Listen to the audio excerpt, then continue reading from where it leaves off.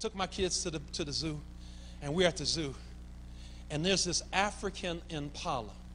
The guide tells us that the African impala can jump a distance of 12 feet, jump 12 feet high at a distance of about 30. 12, distance of 30, right? However, the African impala can be encaged in a walled cage that's 3 feet high.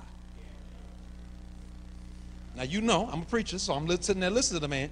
I said, wait a minute now, you just told me that this joker can jump 12 feet, distance of 30, and he can be in a walled cage with no top on it that's 3 feet. You got to help me with that. He can jump 12, but he can be in a walled cage that's actually 3 feet with no top on it. And I said, oh, how can that be?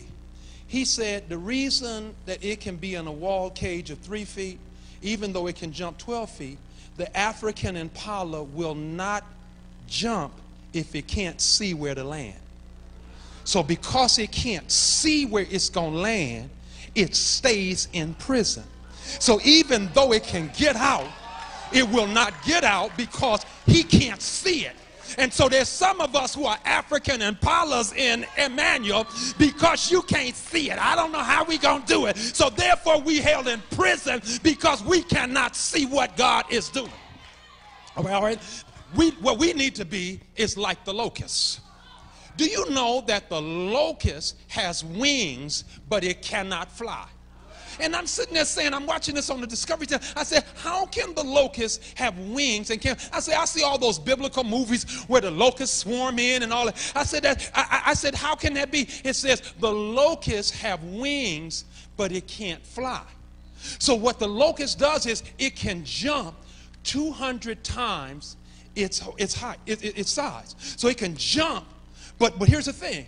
The locusts don't have wings. So I'm sitting there saying, well, how does the locust get about? How does it move about? What the locust does is, since it can't fly, what the locust does is it waits for the wind to come, and then the locust leaps into the wind, and the wind will take it to wherever it needs to go, and even places it doesn't go. And I said, now wait a minute, isn't that what God is calling for Emmanuel to do? Is to what? Wait for the wind. Wait for the wind and jump into it. Oh, you don't know what I'm talking about. Sometimes for those who play what? You play jump rope. It was timing was everything.